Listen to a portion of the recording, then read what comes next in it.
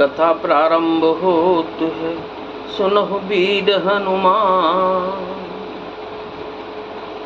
राम लखन और जानकी मैया, राधा कृष्ण और देवकी मैया, सदा करें कल्याण सियावर। रामचंद्र जी की जय, पवन सुत हनुमान जी की जय।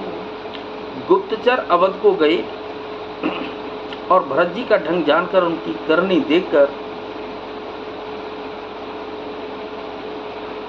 जैसे ही भरत जी चित्रकूट को चले हुए तिरहुत मिथिला को चल दिए।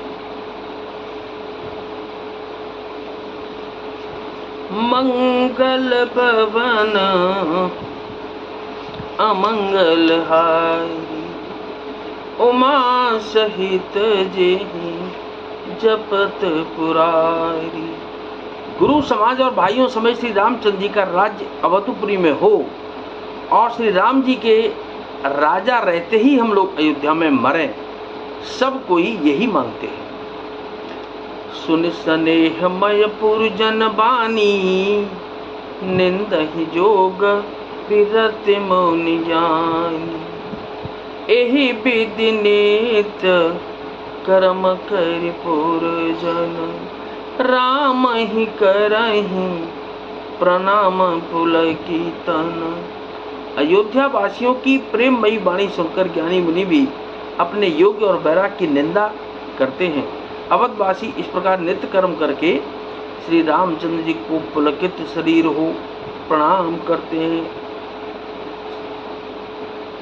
ऊंच नीच मध्यम नर नारी, लहै दरसु निज निज अनुहारी।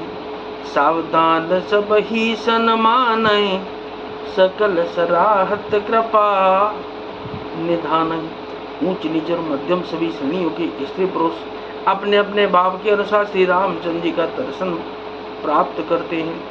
श्री रामचंद्र जी सावधानी के साथ सबका सम्मान करते हैं और सभी कृपा निधान श्री रामचंद्र जी की सराहना करते हैं।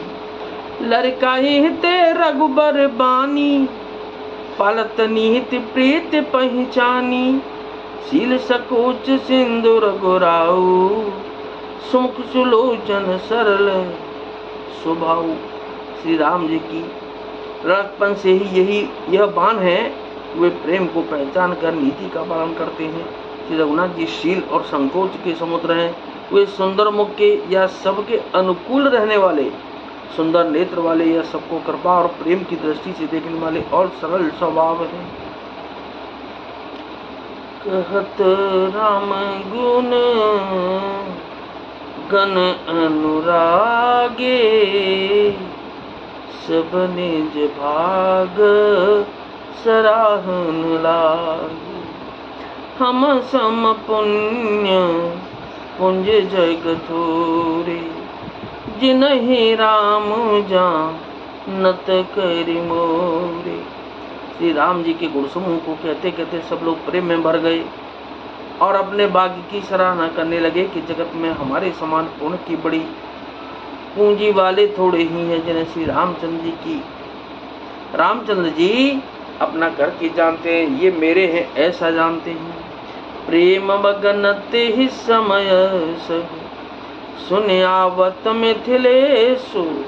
सहित सभा संभ्रम उठेऊ, रविकुल कमल दिनेश सियावर। रामचंद्र जी की जय, पवन सुत हनुमान जी की जय। उस समय सब लोग प्रेम में मग्न हैं। इतने में ही मिथिलापति जनक जी को आते हुए सुनकर सूर्यकुल रूपी कमल के सूर्य श्री रामचंद्र जी सभा सहित आदर पूर्वक जल्दी से उठ खड़े हुए।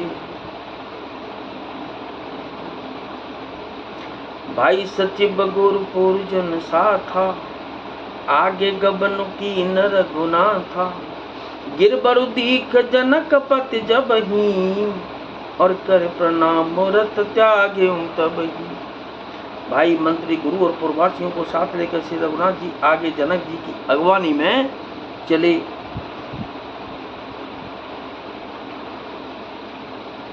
जनक जी ने जो ही पर्वत श्रेष्ठ कामदनाथ को देखा तो ही प्रणाम करके उन्होंने रथ छोड़ दिया पैदल चलना शुरू कर दिया।